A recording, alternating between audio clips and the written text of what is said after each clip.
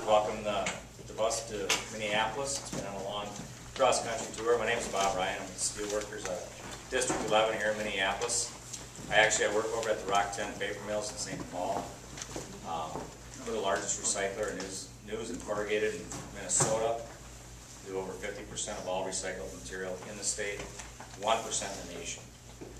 We were kind of green before it was cool to be green. We've done 100% recycled since 1977. We put out over 1,000 tons a day of 100% recycled board. And we're in an energy situation for the enormous needs of our power plant for our paper machines. And so it was a good fit when the Steelworkers and Sierra Club joined in 2006 to create the Blue-Green Alliance. We both have common goals. We want to keep our industries going and make them far more effective, energy efficient, wise, and green. Rock 10 right now in the city of St. Paul and the Port Authority, we have been looking into anaerobic digestion to handle our power needs. We have 4 large paper machines, which is extremely energy intensive. Through cost cutting on efficient motors, insulation, our water usage, and everything else, we've reduced our operating costs by 26% in our paper machines in the last 2 years, which for a paper company is fantastic. If we're able to turn in a good profit, we're going to stay open. The collaboration between the two, between the Steelworkers and Sierra Club, whoever thought it could work? You know, we got the mines up north. Probably still some naysayers to that, but everything's working out for the best. The job here is not done, though. We really need to get the green economy going. Every windmill that goes up uses 200 tons of steel. From my perspective, that should be U.S. steel.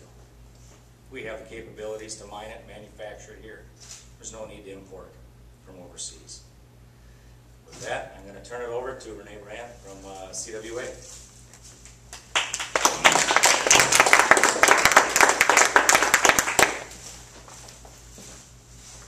Hi, my name is Renee Brand. I am Vice President of CWA Local 7304, and I am employed by New Flyer of America. We, at St. Cloud, we manufacture heavy-duty Metro Transit buses. New Flyer has the largest selection of green-powered buses available. They have produced 60-foot articulated buses that move more people per MPG than standard 40-foot buses. Hybrid electric configurations in both diesel and gasoline get superior fuel mileage.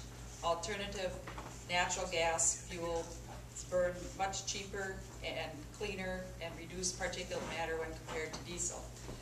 New Flyer also manufactures electric trolleys and hydrogen hybrid propelled buses.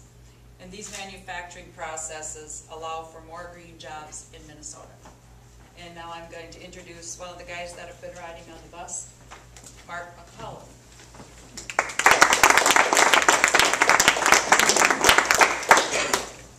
Hi everybody, my name is Mark Mulholland. I'm out of local 1915 United Steelworkers from Fremont, Ohio. I also work for the Steelworkers in Rapid Response.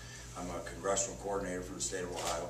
So I'm on the Hill a lot dealing with senators and congressmen and trying to get them to pass some comprehensive legislation towards the green economy. The reason I took this bus trip, number one, I feel very passionate about what we're doing. I think this is a historical thing. The blue-green, I mean the sign says it, the blue-green, that's the blue-collar workers and the environmentalists. We've made a marriage, so to speak, to try to change this economy to get jobs. It's probably the number one thing that the bus is out there trying to do. The job is not done. It's the senators. They passed legislation on the House about a year ago, and the Senate, like always, they bicker back and forth, Republicans, Democrats. It's really not a Republican or a Democratic issue. It's an American issue. I signed on to this bus trip. I started in LA. I'm doing the entire bus trip from start to finish. I've seen. I come from a small town. There's maybe 1,200 people in my town. It's very small. So I'm not I don't know the big city life, but this trip has allowed me to see that firsthand. We've came across the country. You know, we drive down these places. There's people living in boxes. There's people living under viaducts. You know, there's people out there that are holding signs on the corner that I'll work for food. And I'm sure not one of these senators or Congress people have ever experienced that. You know, and there's probably a small percentage of people that chose that life, that live that way because they want to, but there's a bigger percentage of them that are out there because that's their circumstances. They've lost their jobs, they've lost their houses, they've lost their cars, and they have to live that way. And it's a shame that these guys went home for the summer and didn't stay there and finish the job. The job's not done. It's their responsibility. We elected them to be there. They should be there. This is supposed to be the greatest country in the world. It's not anymore. And if we allow this to keep happening, we're going to be a third world country before you know it. So the job's not done for them, and the job's not done for us. It's also our responsibility as environmentalists, as union people, to contact these guys, to get a hold of them, to let them know what we want and how we feel. That we want this legislation passed. It'll create thousands and thousands of jobs across the country. And if that happens, then that trickles down, and the economy will be made better. I'd like to thank you very much for allowing me into your town and to be able to speak to you today. And I'll get out of here before I ramble on too long and I get in trouble. So I'll turn this over to the mayor. Thank you very much.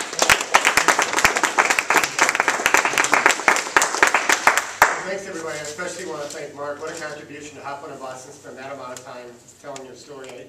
I said beforehand that we're the local warm-up actor for the touring national rock star. So thank you for doing it. And Bruce Springsteen, and we're the local act. But the fact of the matter is, when you think about what we set out to do a few years ago, which is to do a marriage between environmentalists and union members, we were really walking right down a divide that has kept America from making progress. On one side were people who said it's the job of everyone to put people to work. On the other side were people who said that a new economy based on green values would propel this country forward.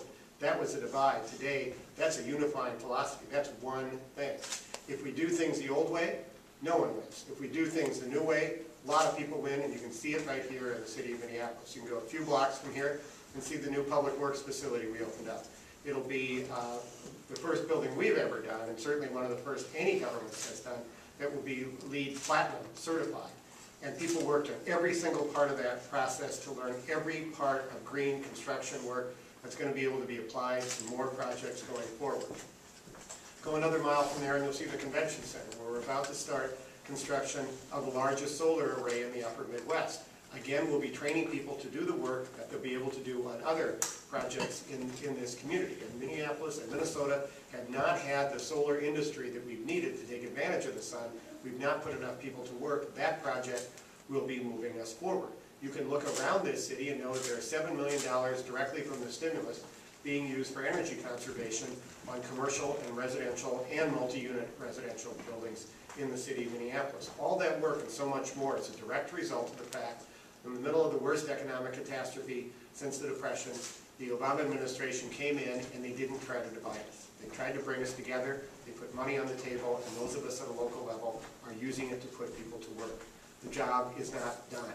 The economy was saved from a depression, and I believe it's nothing less. We were saved from a depression by active work on the part of the Obama administration.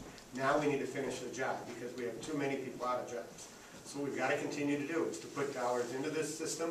Those of us at a local level have to keep using it to put people to work, and we have to keep sending the message that the future is in bringing these two seemingly divided parts of our communities together. We have to connect the dots, and the fact of the matter is that the only way this economy moves forward is if we get off our dependence on fossil fuels and come up with new and better ways of doing it. I think one thing particularly I want to call attention to is that we've learned a lot since we launched the Blue-Green Alliance a few years ago. And one of the biggest things I've learned is that at that point, I was all about having a tremendous amount of money put into training workers. I believe we need to put a tremendous amount of effort into training workers. But one of the things I've learned is to be really trained in the building trades, existing training infrastructure, and what I think we should be doing more of is feeding resources into the existing infrastructure, making sure that's inclusive, but then using the dollars that are going into training people to put people to work. The building trades now have up to 40% in some trades out of work, some trades up to 50%. So as many dollars to create real jobs that we can put out there, the better. So I want to thank all the partners in the room and say we've made some great progress, but we can't wait to finish the job with all of you. And Margaret, do you want to finish the job here and talk from your perspective leading the Sierra Club's North Star chapter? And thank you for your great leadership.